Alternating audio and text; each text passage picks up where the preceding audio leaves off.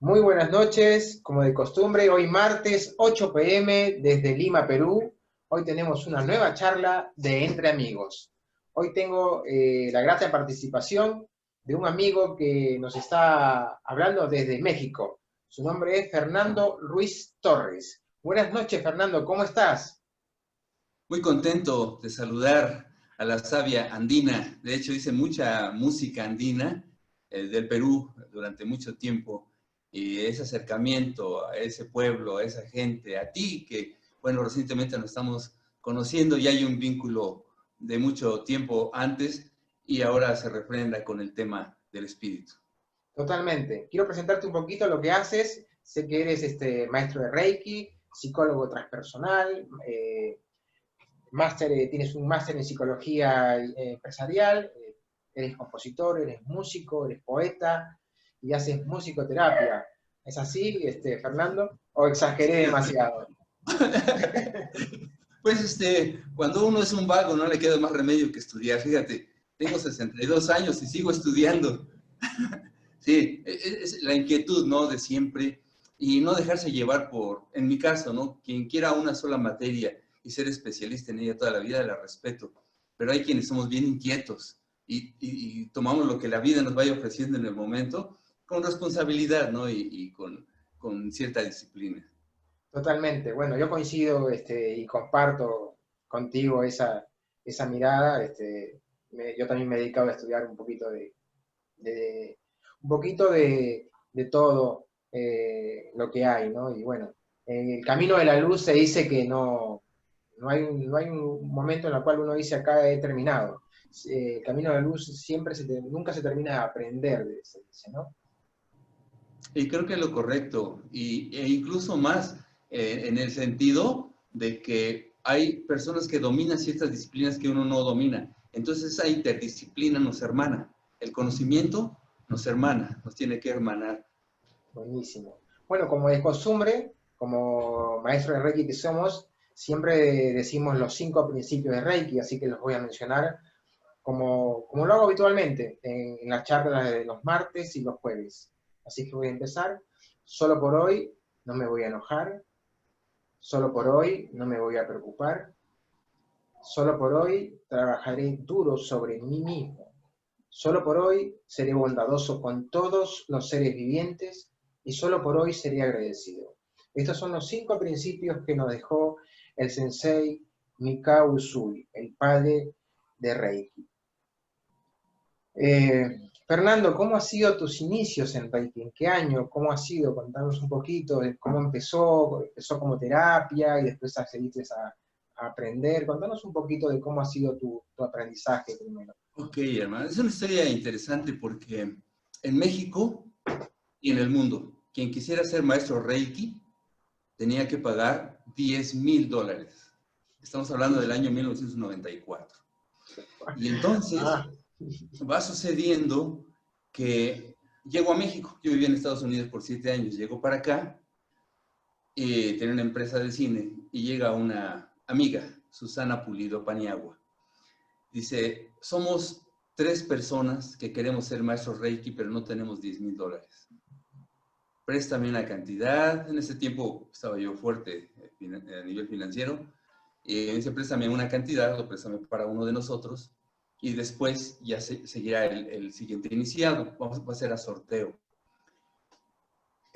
Y por ese tiempo, fíjate que sucedió algo extraordinario, porque yo no tenía ninguna relación con Reiki salvo conocer a Magda Núñez, la maestra Magda Núñez de Estados Unidos, Master Reiki, que yo tuve una relación con ella.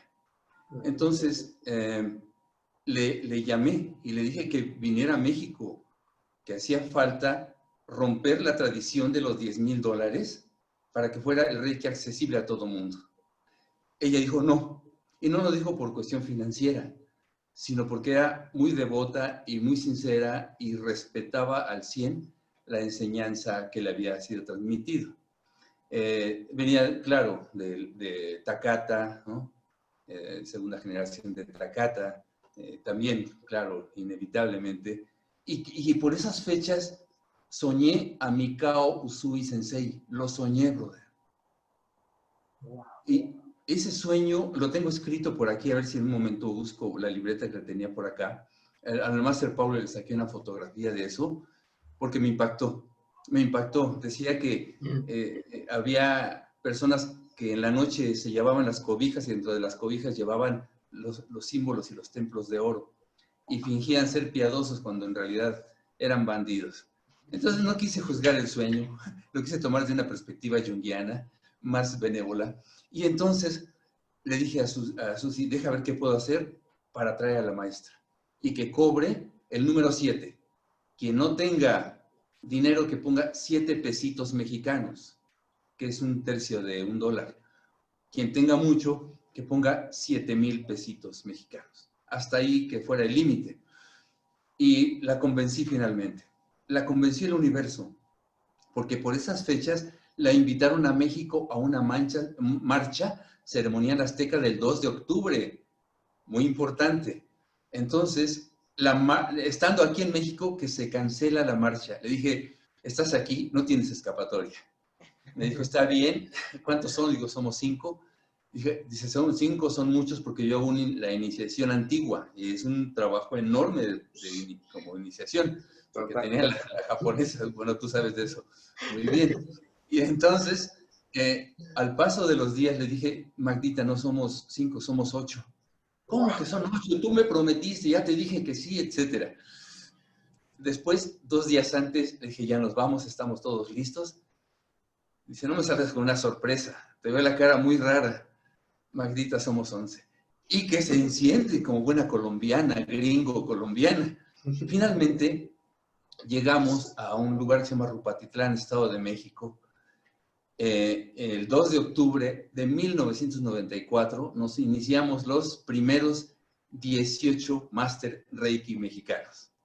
Qué grande. Y de ahí, y fue hermosísimo, pero sabes también que recibí descalificaciones, recibí amenazas, por lo mismo, ¿no? Porque, y lo entiendo, había personas que decían, pues ya había 18 personas, 17 personas que estaban conmigo, 18, que estaban esperando $10,000, pues se han de haber incomodado de que un día para otro esto surgió. Nos reunimos en el Museo Casa Carranza y meses después ya no éramos 18, hermanito. Ya éramos más de 100 personas entre primeros niveles, personas que tenían inquietud y floreció. Para ese tiempo, para concluir esta respuesta, me hicieron la invitación a que hiciera la primera Federación Reiki Mexicana, pero la rechacé. Dije, en este momento puedo tener el control de Reiki en las manos, pero no está en mí. Creo que esto merece que florezca, que vengan todas las escuelas Reiki que no conocía yo, después supe de Prakriti, Gendai, Tántrico, Jodo, etcétera, todas ellas, ¿no? Y finalmente dije que florezca con libertad, que se dé, y en ese tiempo empecé a dar pocas terapias, pocos cursos de Reiki, Usui japonés, y me replegué, nada más para observar. Era hermoso cómo iba creciendo. Qué hermosa historia que nos cuentas. Eres de los maestros del otro milenio de Reiki. O sea, es un maestro de Reiki del otro milenio. O sea, Sí, del increíble historia. Increíble y hermosa historia. Increíble cómo se dio todo. Y cómo a partir de ahí generó una conciencia que hoy me imagino que el presente lo ves ¿no? Y dices, wow, qué maravilloso. Empezamos por allá en el año 94 y mira cómo ha crecido el movimiento Reiki no solamente en México, sino en el mundo, ¿no? Yo empecé también en el año 99, también me acuerdo que tenía que hacer entre algunos compañeros, porque era no tan caro como cuentas tú de $10,000, pero era también un poquito saladito acá en Argentina, y lo hacíamos, nos juntábamos también 2 o 3, y alguien iba a tomar el curso, y así, después venía y nos daba las iniciaciones, ¿no? Hoy está más accesible, la calidad de Reiki no ha bajado porque la calidad es la misma, digamos, lo que sucede sigue siendo maravilloso y valioso, los precios son más accesibles, pero lo que sucede en cuanto a la energía Reiki sigue siendo maravilloso. Y eso es lo que las personas tienen que tomar conciencia, que tienen un gran regalo que empieza con el padre de Reiki, que es el doctor Mikao Usui. Es correcto. Y fíjate que a partir de ese movimiento, sin jactancia, México empezó a ser como ejemplo de otros países para que empezaran a bajar costos, porque empezaron a venir de otros lugares a estudiar a México porque era muy económico. Y entonces eso ya se hizo un boom, se hizo una explosión interesante, pero sí es cierto, el manejar la energía de ser humano a ser humano es de lo más hermoso y el toque es fundamental. He estado yo trabajando mucho porque a pesar de que hay una materia de la psicología, que es la bioenergética, que maneja mucho Alexander Lowen y esa bola de locos, generalmente el psicólogo, el psicoanalista está lejos del paciente y no lo toca, o sea, no está prohibido tocarlo. Y he estado trabajando en algunas universidades para que exista el toque, porque cuando está el toque humano, puede ser un abrazo, tocar el hombro o tocar la mano de la persona, aparte de que se transmite confianza y seguridad, algo toca en el alma de la persona que no tiene los rebotes psíquicos de una terapia. Y eso es muy encomiable. Totalmente. Fernando, me imagino que tienes muchísimas historias acerca de con tus alumnos. ¿Qué es lo que más te maravilla cuando empezó tu camino de enseñanza? ¿Qué es lo que te conmueve? ¿Qué es lo que te dice, wow, qué hermoso que es este camino? ¿Qué es lo que te maravilla de Reiki?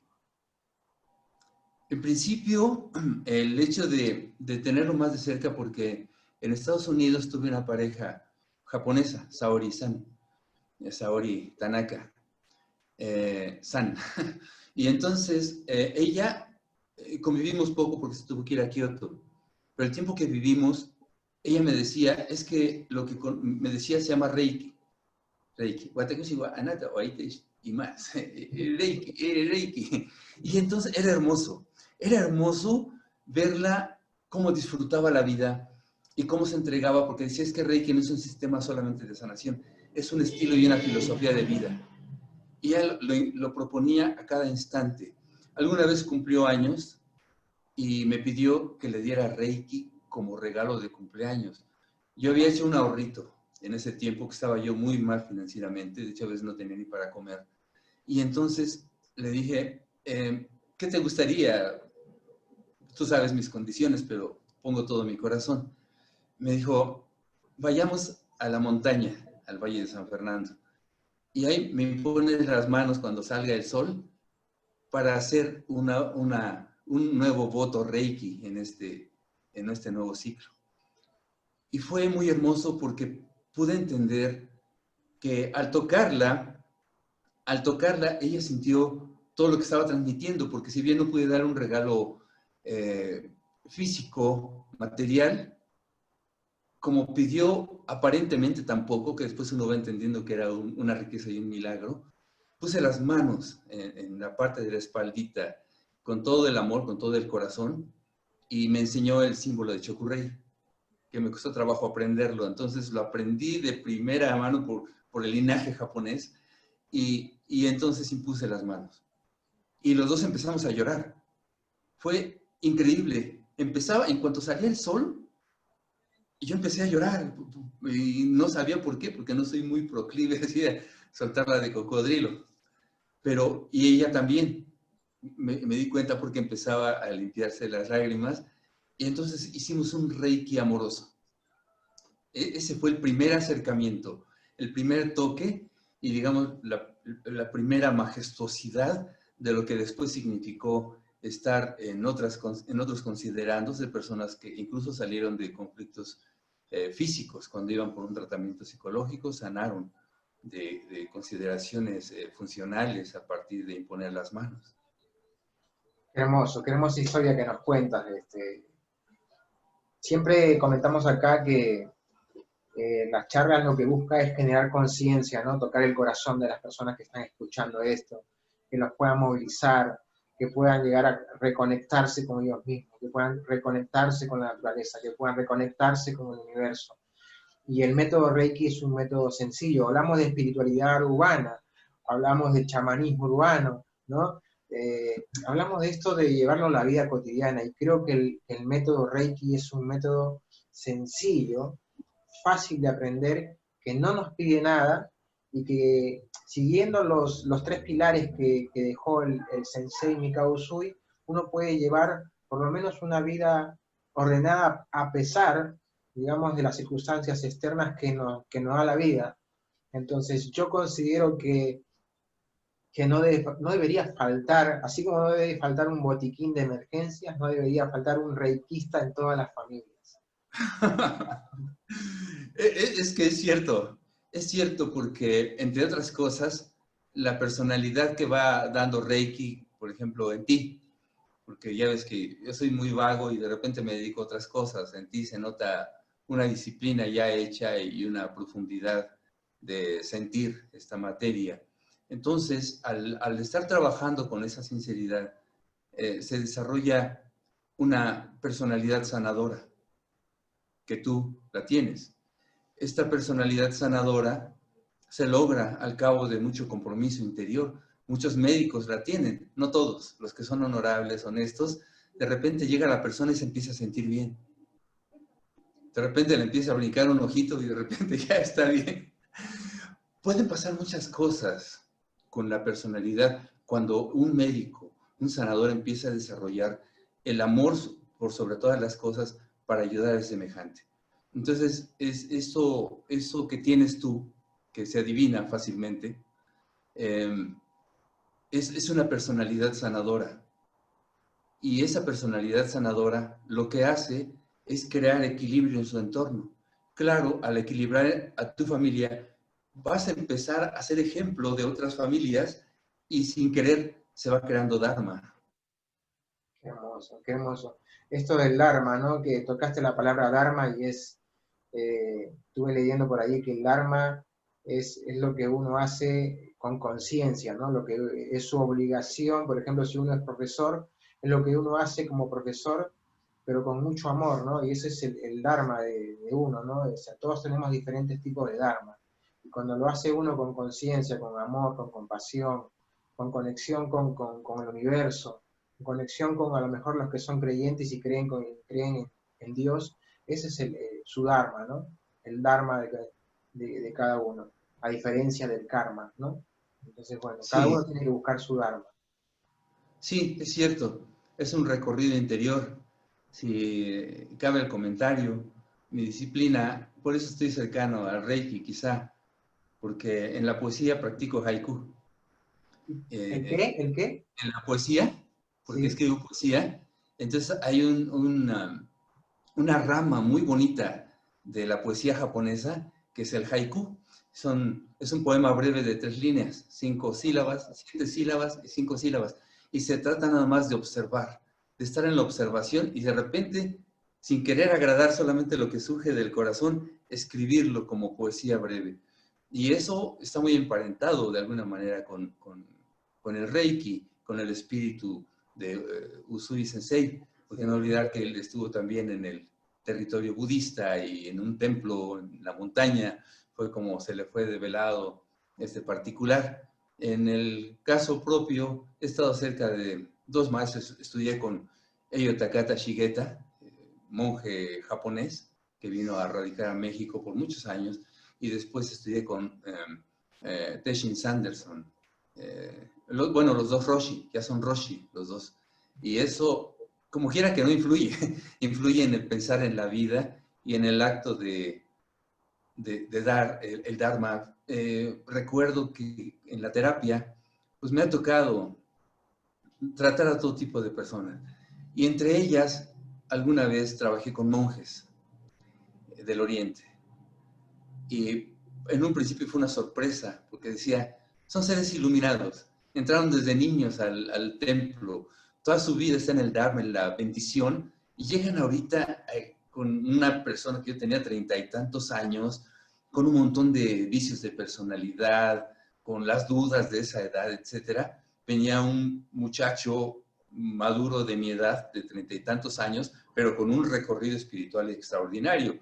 Y entonces a uno le dije, ¿a qué vienes? O sea, me causa inquietud que tengas un desarrollo interior tan grande. Y entonces dijo una frase que me ha quedado marcada y que siempre digo en los cursos. Él dijo, no hay separación, no hay iluminación y todos somos profundamente humanos. Qué hermoso, qué hermoso, qué hermoso. Bueno, Imagínate.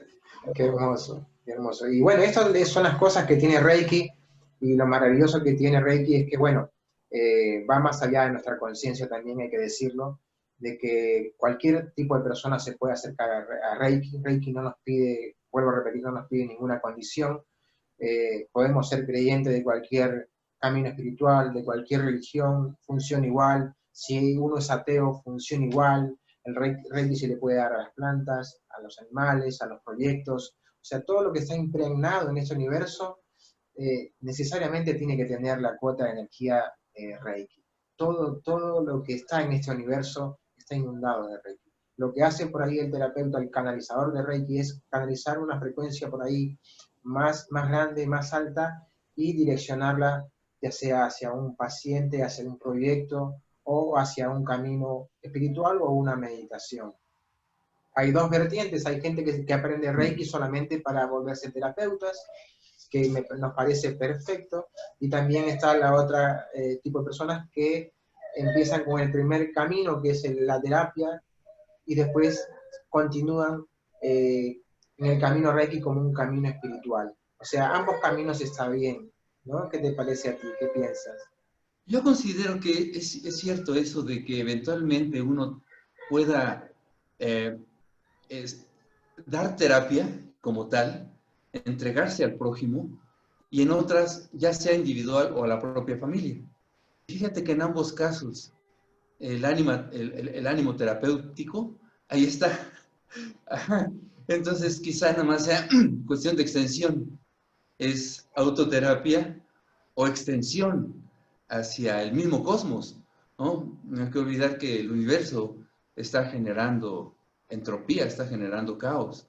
Y el Reiki es la bendición del cosmos mismo que da la energía para que así mismo se pueda reacomodar de otra manera, reestructurar de otras formas. Y hablando de universo, tú sabes que no es solamente lo que está allá afuera, ¿no? Mirar a los astros. Esa es la hormiguita, eso es el universo, es el cosmos. Si lo vemos desde otro planeta, nos están mirando aquí como el gran universo. Y también una motita de polvo. Todo aquello tiene una gran trascendencia si lo vemos desde la perspectiva última, en la que la unicidad nos hermana. Y en este sentido, el Reiki nos tiene que hermanar. En breve te voy a hacer llegar el himno Reiki que compuse. Lo está cantando Buenísimo. una española, eh, eh, y lo está grabando por estas fechas seguramente. Y en cuanto llegue, te lo acerco y que me des también tu comentario. Por favor, lo ponemos como cortina musical. Ok, hermanito, gracias. Ah, qué bárbaro, qué bárbaro. Te Así agradezco que mucho. bueno, va a ser bienvenido. Así que bueno, sí, qué bueno esto de Reiki que termina por dar balance, ¿no? Porque este mundo material digamos, una dualidad en la cual tiene que haber balance, ¿no? Energías que desequilibran y energías que equilibran, y el Reiki cumple la función, tiene el papel, el protagonismo de dar balance a las energías. Pero quiero, me llama mucho la atención el tema del Reiki tolteca. Comentanos Ok. un poquito las similitudes, cómo llegas a esto. Comentanos, porque hoy pusimos los alumnos que tenemos en la escuela y digo, Reiki tolteca. Uy, bueno, me parece interesante lo que puedan llegar a hablar hoy. ¿Cómo es Ok, esto de Reiki tolteca? gracias por la apertura a esta materia, a la que quiero mucho. Fíjate, hace tiempo me invitaron a la Universidad Autónoma de Tamaulipas, al norte de México, para que diera un seminario de psicología transpersonal. Como van de varios países y hablan, pues alguno con referencia a su eh, ya sea tradición psicoanalítica en muchos casos, de la escuela española, de la escuela francesa, ¿no? De Lacan y todos esos personajes, y otros estaban tocando muy por encimita en la parte local, ¿no? Ya sea de su población o de su región. Entonces, queriendo estar acorde, presenté una psicología con la tradición tolteca. Como subrayado, podríamos decir que lo tolteca no es un pueblo que está en un lugar de Hidalgo, no es una población pequeñita, es una filosofía muy acabada, muy tremenda. Y esa Toltecayot era la filosofía que se fue desarrollando desde Argentina hasta Alaska. Nos conocíamos todos y esa filosofía le llamaron Toltecayot aquí, en esta región. Y esa toltequidad, ese pensamiento es muy profundo y es tan importante como un zoroastrismo, como un budismo, en fin, está muy completo ese pensar. Entonces tomé, porque viajé mucho como músico, entonces viajaba a los lugares e iba impregnándome del chamán, de la abuela, del nahual, de todo ese tipo de personajes, la curandera, etcétera. Entonces iba buscando recetas, muchas, conocí demasiadas, hasta que finalmente en cierto momento decidí hacer un análisis, porque como daba terapias, daba consulta, en clínica es muy fácil tener 4 o 5 personas en un solo día. Iba implementando y lo que no funcionaba lo iba haciendo de lado hasta quedarme con muy poquita materia. Y entonces doy la plática allá en la universidad. Fue muy bien recibido Teotzin. Y cuando llego, un periodista de un periódico de aquí de México que se llama El Universal, Alfonso Zaragoza, me dice, lo que estás haciendo, por lo que vi, es que pone las manos. Digo, sí, en esta psicología se imponen las manos. En todo el cuerpo, en todo el cuerpo. Vi que trazaste símbolos, son símbolos mexicanos. Oye, esos son Reiki azteca. Y yo, jugando con ello, le digo, bueno, si fuera Reiki, no sería un Reiki azteca, pues sería muy local. Extendámoslo, porque yo tomo la sabiduría de Sudamérica, de Centroamérica, del norte y de mi país. En todo caso, sería un Reiki tolteca. Se me olvidó. A los cuantos días, una de las asistentes me dice, Fernando, aquí está la lista de las personas que quieren curso. Ah, muy bien. Y veo 2 que quieren Reiki tolteca y ya se me había olvidado. Y digo, ¿qué es? Esto no sé de qué se trate, ¿no? No entiendo. Diles que me dejen sus datos más completos y que vengan aquí a alguno de los otros talleres. Como a los 10, 15 minutitos dije, hablé con Zaragoza y le hablé. Zaragoza, ¿qué está pasando? Me están llamando a las personas por Reiki Tolteca. Ah, ¿no te dije? Saqué una nota en el periódico y dice, surge en México el Reiki mexicano, nace el Reiki Tolteca. Conocedor del Reiki tradicional, entonces empecé a buscar semejanzas. Y hay muchas semejanzas. Wow. El tratamiento de imponer las manos, nada más que no es el recorrido de arriba abajo. Aquí se empieza en el ombligo, después hacia la cabeza, luego hacia los pies, luego al lado derecho del cuerpo y al lado izquierdo. Y cada una de ellas son regiones de armonía. Es bellísimo. Por ejemplo, hay un canal que es así, hasta acá y sube. Un canalito. Este canal se asemeja mucho a la línea Kundalini o de los chakras. Y en la tradición se le llama la ascensión de Quetzalcóatl. El Quetzal, el serpiente Quetzal que vuela hacia el sol en busca de lo espiritual. Del ombliguito hacia abajo, es muy bonito, del ombligo hacia abajo, en el bajo vientre, en la zona sexual, en la línea invisible abajo entre las piernas y en la planta de los pies, que va hacia la tierra, es la energía Coatl. Entonces se unen las energías y hacen un Quetzalcóatl. El Quetzal y el Coatl. Y entonces se trabaja siempre en polaridades. Del ombligo hacia el lado derecho tenemos la energía tonal. La energía tonal es la conciencia psíquica de lo cotidiano, del yo, del ego, de lo que pensamos en conciencia. Y en conciencia ego. Del ombligo hacia el lado izquierdo tenemos la conciencia nahual, que es la parte profunda, la mágica, el chamán, todo lo que se ha encerrado ahí de esas cosas hermosísimas. Entonces se unen tonal nahual, se da energía tonal o energía nahual. Y entonces, por ejemplo, una persona que tiene demasiado ánimo material, se le platica, se le dice cómo se está trabajando y se le da energía con las manos en la zona Quetzal, para que la energía Coatl de la tierra, lo material, ascienda hacia lo espiritual. Si una persona está demasiado en el chamanismo, le falta estar con la conciencia psíquica diurna. ¿Puedes repetir si una persona está en el chamanismo? Porque se cortó un poquito ahí. Ok, está en el chamanismo, está en la magia, entonces decimos tiene muy cargada la energía nahual, que es el lado izquierdo. Bueno, estoy del otro lado, es el lado izquierdo porque la pantalla es al revés. Entonces, se le da energía tonal para que esta energía corra un poco para allá y tome conciencia de lo cotidiano, de su presente cotidiano, y entonces buscamos, es por eso que se trabajan los 4 rumbos, Quetzalcóatl, tonal nahual, pero aparte de todo hay un centro cósmico. El centro cósmico es el ombligo, el ombliguito, y a partir de ahí se trabaja todo lo que tenga que ver con el ánimo, con la mamá. Se pone un huevito, se pone un huevo en el ombligo y la limpia con huevo es maravillosa. Entonces, bueno, así empecé a investigar y encontré energías que no se conocen en otras regiones. Por ejemplo, una de las energías está en la cabeza. Es una entidad anímica que le llamamos tonali. En el centro del corazón, como fuente de vibración máxima, que ahora sabemos que es 5000 veces superior a la del cerebro, tenemos la energía teiolia, que tiene que ver con corazón. Teiolia es una energía maravillosa del perdón, del amor, de la reconciliación, del equilibrio hacia el cerebro, de todo aquello.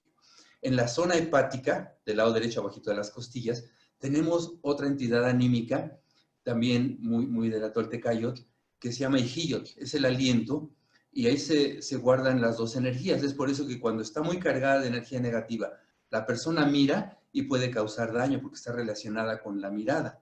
Si está bien aspectada, se notan ojos de bondad, de amor y de ternura. Entonces, así es esto. Si está mal aspectada, la persona mira, e incluso una mujer que es muy susceptible puede categorizar un montón de miradas en una fracción de segundo, dependiendo de cómo esté el hijillo. En la columna vertebral tenemos otra energía que tiene que ver con las personalidades. Es una palabra muy larga en náhuatl, que es mocuitlapamauhtiki, que esto es espantada en el dorso, que cuando hay susto en el dorso, la persona puede tener variabilidad de personalidades. Y la última que trabajamos es en las pantorrillas. Esa se llama tecotzana y tiene una forma de protección. Entonces todo eso hace una cosmogonía maravillosa y todo es con imposición de manos. La diferencia es que se usan hierbitas o Siempre huevos. lugares, aparte de la posición de las manos, si es necesario, se le sugiere, digamos, a la persona que está siendo atendida algunas hierbitas, o siempre son hierbitas. Por ejemplo, para una persona, es bien interesante esto, porque Sí, está sí, por eso te emparentado pregunto, es sumamente la, interesante, realmente me la parece. psicología con la tradición. Una persona puede estar yendo a coaching y a terapia y no sale de su incomodidad, de su problema. ¿Qué dice Totalmente. la tradición? Aquí nacemos en el tonali, que es la energía solar, nacemos con una misión específica, y eso lo dicen todas las culturas del mundo. Cuando la persona pierde su misión en el mundo, está en extravío. Y cuando está en extravío, pues no funciona, porque no está en el sendero al que vino. Entonces, Su por Dharma. mucho psicoanálisis que se le dé, va a estar perdida. La persona va a estar en extravío. Entonces, de lo que se hace es llamar al alma para que recapacite, recuerde y recupere su sendero, su camino. Y tratamos de poner una hierbita en la frente. La hierba puede ser la que sea, porque de lo que se trata es lo que tú decías al principio, bien acertadamente, y que te lo aplaudo mucho, de que en lo urbano hemos perdido contacto con la naturaleza.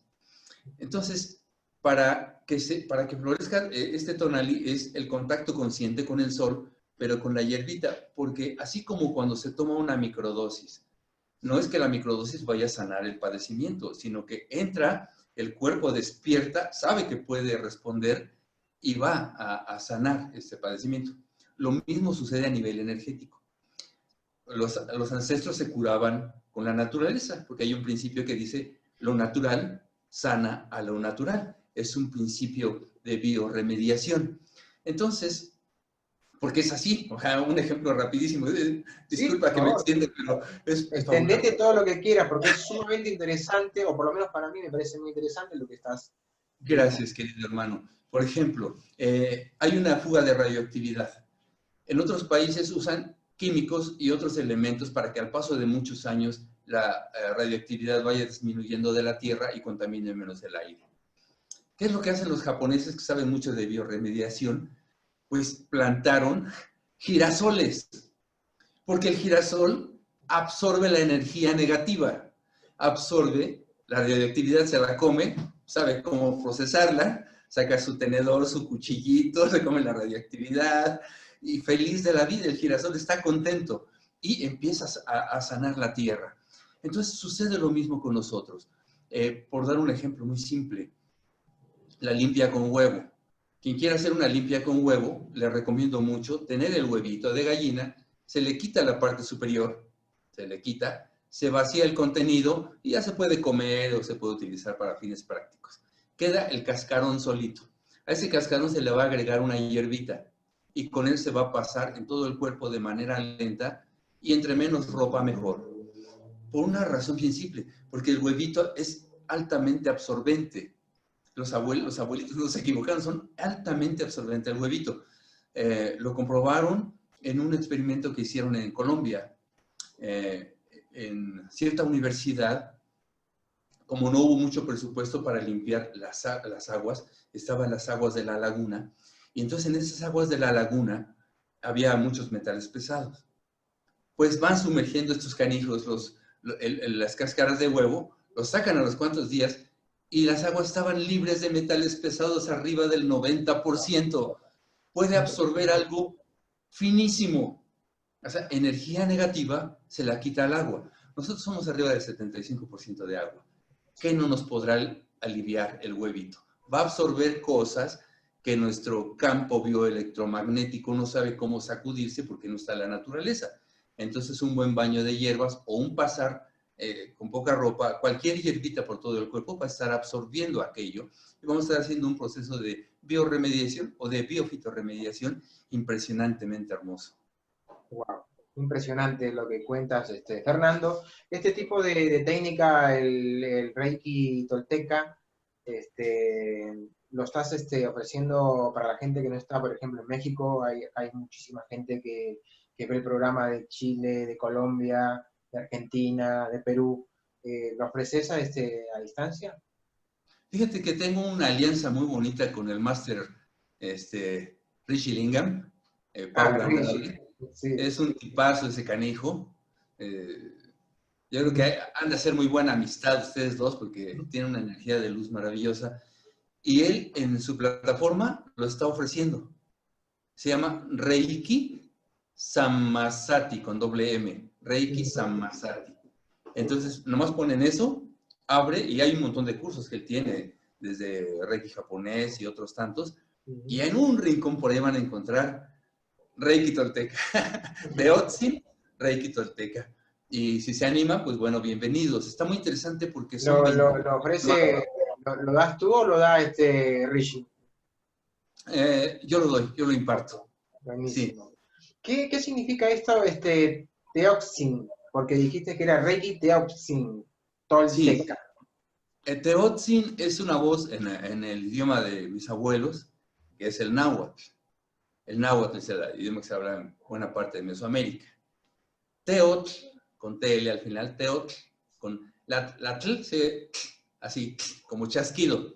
Porque luego en radio, cuando hablan aquí algunos lugares, por ejemplo en Nezahualcóyotl, así, Nezahualcóyotl, así le dicen, es Nezahualcóyotl, que a propósito era, tengo un pariente del que me enorgullezco, Estanislao Ramírez Ruiz, fundador del Politécnico Nacional, entre otros, trajo muchas materias de Europa por acá, pero fue el fundador de la numerología y de la tradición cuauhtémica. Cuauhtémoc, el último tlatoani mexica, dejó un legado y quedó en Tláhuac, y bueno, en varios lugares, pero en la parte de Tláhuac fue el depositario mis parientes. Entonces, él era descendiente de Tlatoani Nezahualcóyotl, mi pariente Estanislao Ramírez Ruiz. Entonces, como que tenemos una vocación y una misión a la que no quiero renunciar. Y por eso que aparte tengo otras actividades, pero esta toma un papel a veces hasta protagónico y luego con mucho cariño y con mucho respeto por ese linaje. Pero Teot es la energía cósmica. Quizá no entendida como Dios, que se puede interpretar como Dios, pero la energía cósmica, el rey es Teot. Wow. Ajá. Pero aquí es rey y es ki. Lo cósmico con el ki, que surge, tú sabes mejor que yo, del Kikai Tandem, que esa es la energía yoriki, que convertimos en ki, que es abajito del ombligo, el despertar búdico. Y aquí es Teot, sin, pero Teot ya trae Reiki y trae el ki, Teot. Ahí vienen los dos. Wow. Y la partícula Tsin es reverencial. Reverencial. Yo platicaba con una queridísima amiga, te platiqué, Pau, y entonces platicábamos respecto de este tema, que está muy involucrada ya con esta tradición. Entonces platicábamos del Tsin, el sufijo Tsin, que no se debe interpretar como, bueno, se interpreta como diminutivo al traducirlo al español, pero es reverencial. Aquí se dice mucho mi mamacita, la tortillita, el abuelito, espérame un momentito, voy en un ratito, todo así. Se habla un poquito en chiquitito, se habla en chiquitito. Quisiera ser pequeñito, pero en nuestra cultura no es así. Se tuvo que traducir del español de esa manera porque no había otra forma. Pero es amor, es cariño, es respeto, es entrega, es todo aquello. Hermoso. Fernando, hablaste del Nahual y no se me quiere escapar, no quiero que se me escape esta pregunta. Y si puedes comentar un poquito, yo sé que bueno, que el tiempo es valioso. Y el nahualismo, el nahual, ¿qué es el nahual? ¿Qué es el nahualismo? ¿Qué corriente es? En la parte más trascendente, hay personas que van escalando, van trabajando interiormente, van trabajando, observándose. La autoobservación es lo más importante. Le llaman el acecho, pero es la autoobservación. Hacer mucha meditación, porque se hace meditación Quetzalcóatl, yo tengo una meditación Teotzin, y al cabo de mucho trabajo interior, puede llegar, como en el budismo, alguna suerte de despertar, un satori, un nirvana, un destello de algo. Aquí también sucede lo mismo. Sucedía lo mismo con nuestras tradiciones. Entonces, en este sentido, va creciendo la manera de interpretar el mundo y cuando viene la develación total, cuando se desestructura lo que conocemos como esta realidad ilusoria, viene el acercamiento a una nueva verdad. No a la verdad, sino a una nueva verdad. No sabemos si superior o no, pero se amplía el cosmos de la persona. Al ampliarse este cosmos, entonces la persona ha llegado al estado de nahual, que es muy alto. Un nahual o una nahuasiwa, una mujer nahual, son personas de altísima sabiduría. Ya se les puede llamar incluso tlamatini en náhuatl. Tlamatini es persona de sabiduría. De hecho, tlamatini, la raíz es mati. Mati es quien sabe pensar con mucha profundidad, pero quien sabe sentir con mucha profundidad. No se puede ser sabio en la tradición solamente aquel que conoce mucho, sino aquel que está proyectando mucho amor cotidianamente en cada acto de su vida, en cada instante de su vida. Porque no está solamente el conocimiento, no está sobrevalorado como en Occidente, sino era la combinación de ambos. Entonces, ese es uno de los estadios de Nahual. Otro Nahual es un rumbo del cosmos, que se refleja en nuestro propio cuerpo y que se puede encontrar del lado izquierdo de nuestro cuerpo, que tiene cierta referencia importante, porque en nuestra cabeza, pues, lo sabemos bien, es el cuerpo calloso, ¿no? Y aparte del sistema límbico y todo aquello, podemos entender que tenemos dos hemisferios. El izquierdo, que está emparentado con lo tonal, con el día, con lo necesariamente psíquico. Y el lado derecho es ritualista, es mago, es artista, etc. Y como sabemos, este cruzamiento, por alguna razón extraordinaria, en la parte del lado mágico del cerebro está controlando la parte mágica. Es por eso que las curaciones se hacen con la mano izquierda. Cuando se ve quién está haciendo, alguien que conoce de veras, va a trabajar con la mano izquierda, porque está activando el hemisferio derecho del cerebro y está trabajando con esta parte que también es nahual, es decir, la mente inconsciente, la mente profunda, es nahual. El contacto con el cosmos también se llama nahual. Y ya como apéndice, se le puede llamar también a una persona que tiene dos variantes en la tradición, que yo lo tomo como un ejemplo legendario solamente, porque a veces el ánimo académico me gana y lo tengo que ver así, ¿no? Es un animal, una persona que se puede convertir en animal o una persona que entra, el alma de la persona entra al animal y sufre sus consecuencias. Eso sí lo tengo muy, muy de ladito porque pues muchas veces me gana la objetividad, me gana el tonal. Hermoso, hermoso, bien explicado, comprendido.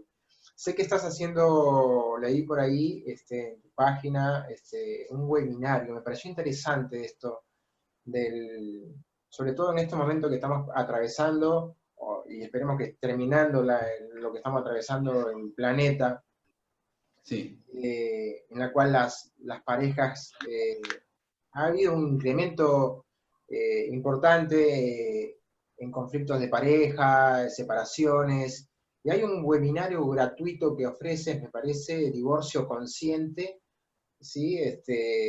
Y hablas un poquito de esto de que sucede en las personas, ¿no? La frustración, el abandono, las heridas. ¿Cómo es así lo que estás ofreciendo? Sí, sí, hermano, se dio la ocasión de que hiciera una página web bien profesional, ya sustentada en una plataforma y se puede comprar, pagar y ahí se pueden almacenar los cursos, bajar blogs, etcétera. Va muy adelantado afortunadamente. Y el primer curso que vamos a impartir es el de pareja, desde una perspectiva transpersonal, psicológica, que es muy importante, y tocando muy por encimita la parte de la neurociencia, porque tú sabes, se ha sobrevalorado la neurociencia a un grado impresionante, cuando a veces la neurociencia va a depender de un software. Esto que estoy diciendo es polémico, sé que me van a aventar jitomates científicos, pero bueno, es parte del show. Depende de un software o de varios softwares. Esos software, hace unos 3 años y medio, unos suecos hicieron un estudio y encontraron que había un índice altísimo de variabilidad. Hacían un examen neurológico a una persona, de acuerdo a su pensar, sentir, hablar, leer, escuchar, o etcétera, y daba cierto código, ¿no?, en la resonancia magnética funcional cerebral. Y entonces vamos encontrando que en otra persona ya no daba el mismo resultado. Y esto, la variabilidad mínima permitida en la ciencia es un 5%. Aquí la variabilidad grande, y es donde entra la polémica, pero la bibliografía es amplísima, estaban reportando estos personajes, en una revista científica de Estados Unidos, que la variabilidad puede llegar al 70%. Entonces, hay que tomar en consideración la parte de la neurociencia, que por otros campos y otros lados es extraordinaria, es magnífica, o sea, nada que reclamarle, pero sí tiene algunos puntos importantes que, bueno, se irán puliendo con el tiempo. Pero las referencias que tenemos ahí por parte del enamoramiento, la oxitocina, las endorfinas, etcétera, y el manejo de otros complementos químicos, sí dan pie a ciertas resultas, pero es mi comportamiento cerebral y bioquímico impera en mi personalidad o hay algo superior que me hace actuar de determinada forma y la respuesta es bioquímica. Ese es para otro tema, pero sí, tocamos muy por encima ese particular, pero es una serie tras otra de conocimiento de esta materia. Aquí, el punto referencial que tengo es que he tenido algunas parejas interesantes. Me casé con una alemana hace mucho tiempo que dejó cierta enseñanza y está bien. Pero después me casé con una gran maestra que se llama Cristal Homero, es una gran maestra metafísica, respetadísima. Entonces, al ver cómo se comporta una pareja, es un punto de aprendizaje extraordinario. Cuando esa pareja tiene un involucramiento espiritual, que enseña a uno coherencia, ¿no?, sobre todas las cosas, que tiene una entrega, que es una mamá ejemplar, etc. Entonces, esos son puntos de referencia que hacen que uno tenga puntos de asidero para dar un curso semejante. Ninguna materia es completa. Lo que pretendo abordar son una serie de tips medianamente importantes para que la persona que esté en proceso de separación o ya esté separada tenga el menor dolor posible, dolor emocional, porque se activan los mismos segmentos cerebrales, se activan igual con el dolor físico que con el dolor emocional. Pero también para quien esté en una relación de pareja, cómo la puede ser en equilibrio, cómo puede comprender algo que es importante. Uno de los puntos neurálgicos de esta materia es que desde el año de 1999 vengo sosteniendo una teoría de que el divorcio no se da cuando dos personas casadas firman un documento. El divorcio no es legal, el divorcio es psicológico y se da desde el primer momento en que la pareja empieza a decir somos novios, somos pareja. Al momento de estar ya en pareja, es importante, van a venir desavenencias. Divorcio es divortium y divortium es separación, pequeñas separaciones, chiquititas, menores, que al cabo del tiempo van creciendo y van dando lugar a diversos tipos de divorcio que van escalando. Entonces lo que se ve en este curso es cómo prevenirlos, cómo observarlos, en qué episodio de divorcio estamos, cómo regresarlo y finalmente rescatar una pareja y una relación que se pretende ser feliz. Y quitar esa parte de mí para ti y de ti para mí, porque esa es una relación egoísta. Estamos en el siglo XXI, no olvidemos que André Malraux decía sabiamente, ¿el siglo XXI será espiritual o no será?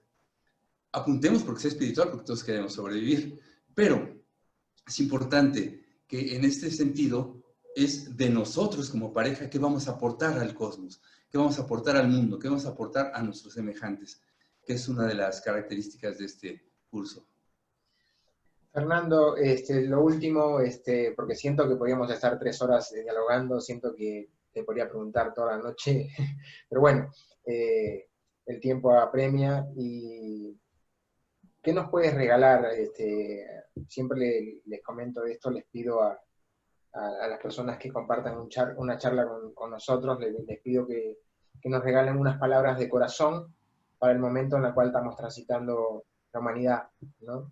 ¿Qué palabras nos puedes regalar para generar conciencia, para despertar ese amor, para despertar a las personas que la están pasando mal y que hay una esperanza de que esto pueda cambiar, de que el ser humano pueda trascender este problema que está sucediendo en el presente?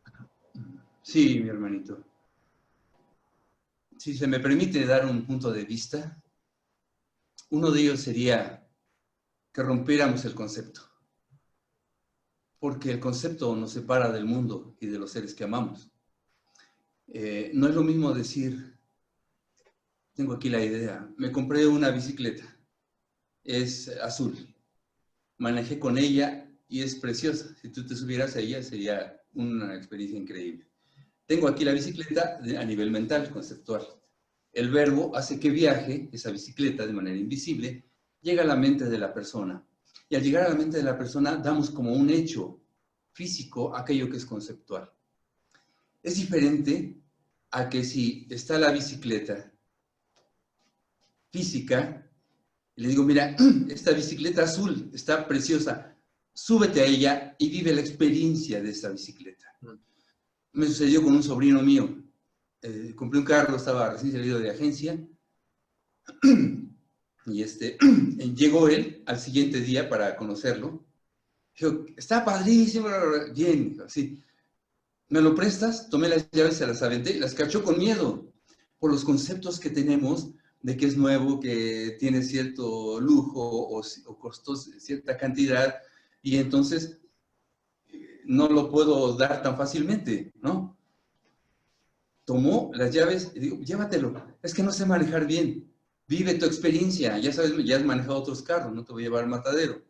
Y si le pego, es tu experiencia, vive tu experiencia, pero no de manera conceptual, la experiencia real de este particular, como el monje Zen, tenía 80 y tantos años, estaba acarreando en un costal las tortillas, como se conocen en el oriente, algún tipo de, como de panecillos, y estaba el sol a plomo, y dice un discípulo joven, se le acerca y le dice, maestro, he puesto una sillita para que descanse. Le puse un poco de sombra y ahora hay agua, refrésquese y déjeme terminar su trabajo. Y le dice el maestro, joven, se ve que eres principiante y te lo agradezco de corazón, pero te lo suplico, deja vivir mi experiencia, a pesar del sol, ¿no? Y a pesar del cansancio. Entonces, si algo se puede decir, rompamos el concepto y ahora, si estamos en casa o vamos a llegar a casa, veamos al abuelo, al papá, a la mamá, al hijo, al sobrino, con ojos nuevos. No como un concepto, sino como el milagro de la vida latente que está ahí, listo para expresarse, para comunicarse e incluso para recibir un abrazo del corazón. No solamente el abrazo, porque sí, sino un abrazo desde el fondo del alma que gratifique y que reivindique esta posibilidad de ser humano en ascendencia, en aspiración. Entonces, quizá este sea un punto que probablemente sea muy poco significativo, pero en la práctica nos va a dar un vuelco tremendo porque vamos a empezar a vivir, como tú dices, y vivir con conciencia es vivir con autoobservación de lo que estoy sintiendo, para a partir de ese no concepto, sino de realidad, transformar mi actuar, mi pensar, mi sentir en beneficio de un Dharma, y al mismo tiempo, en el sentido más amplio de la palabra, lograr espíritu crístico, espíritu búdico, pero sobre todo, abrir el corazón sin miedo, sin temor, y entregarlo sin consideraciones, sin cortapisas, a los seres que decimos amar, que es todo el cosmos. Totalmente. Muchas gracias, Fernando. Fernando Ruiz Torres. Habría que ver si no somos Torres familiares. también. Sí, hay que averiguar por ahí si no somos familiares. Sí, mi querido Martín. Sería Ok. un honor. Quiero, por favor, que nos digas dónde te pueden contactar, de qué manera, a través de Facebook, tenés una página de Facebook, tu Facebook personal, cómo te contactan, por favor, por tus cursos. En el Facebook estoy como, mi primer nombre es Francisco y en México son Pancho. Es Pancho. F, pero pongo solamente la F. Y luego escribo Fernando Ruiz-medio Torres.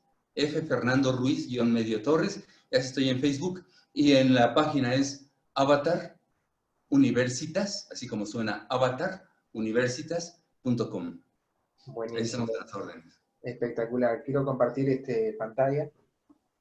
Un segundito, a ver, para anunciar.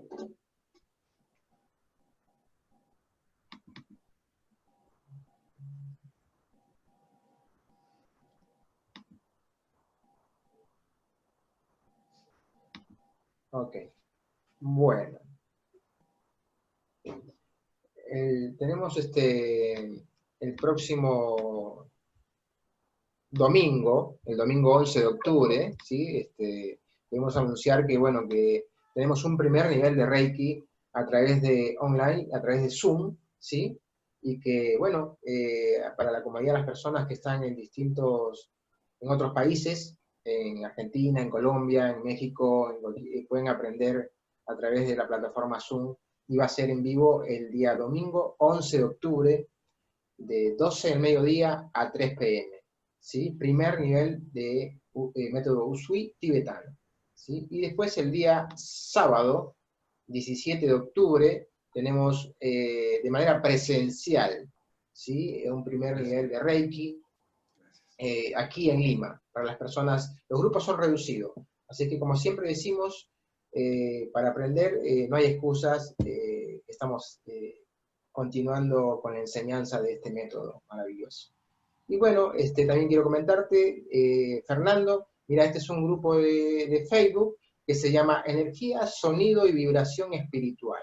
¿Sí? Es un grupo donde todos los terapeutas que quieran anunciar sus cursos, sus talleres, sus terapias, ya sea de Perú o del mundo, pueden anunciarlo a través de este grupo. Así que, Fernando, por favor, anuncia tus terapias, tus cursos, van a ser bienvenidos acá en esta plataforma de Facebook. Este grupo se llama Energía, Sonido y Vibración Espiritual. Gracias. Gracias, mi hermanito. Bueno, nos vamos despidiendo. Realmente fue una charla exquisita. Así es que espero que, bueno, más adelante puedas nuevamente venir a compartir una charla, porque yo siento que quedaron muchísimos temas que podíamos seguir conversando, Fernando. Así es que, bueno. Cuando tú digas, estoy a la orden siempre. Muchas gracias. Te agradezco muchísimo. Namaste. ¿Sí? Entonces, bueno, con la cortina musical. Nos vemos, Fernando.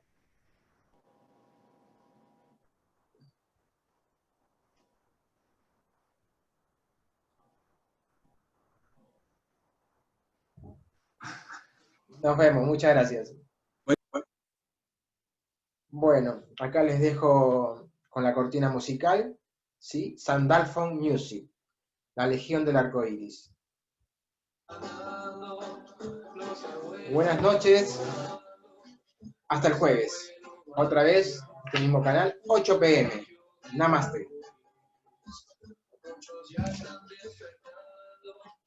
Muchos ya han comprendido, ha llegado la hora cero, la nación del arco iris. ¿Qué esperas que no despiertas? Ya sonaron las trompetas, cuidador de Pachamama, la legión del arco iris.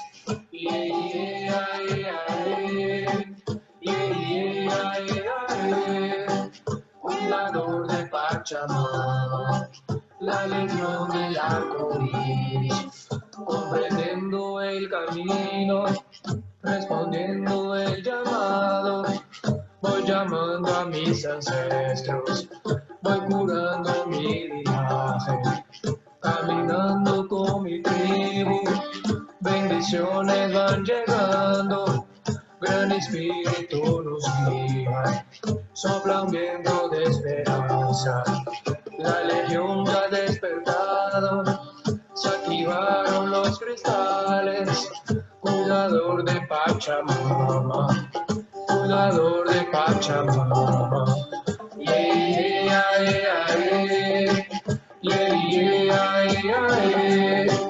cuidador de Pachamama, cuidador de Pachamama, ¿qué esperas que no despiertes?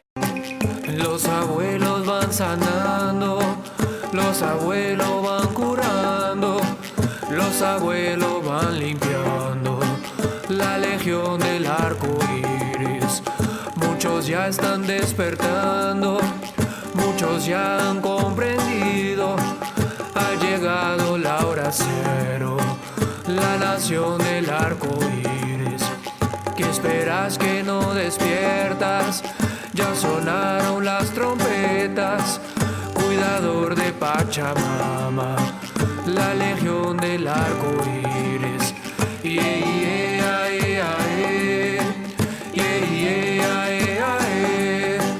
Cuidador de Pachamama, la legión del arco iris.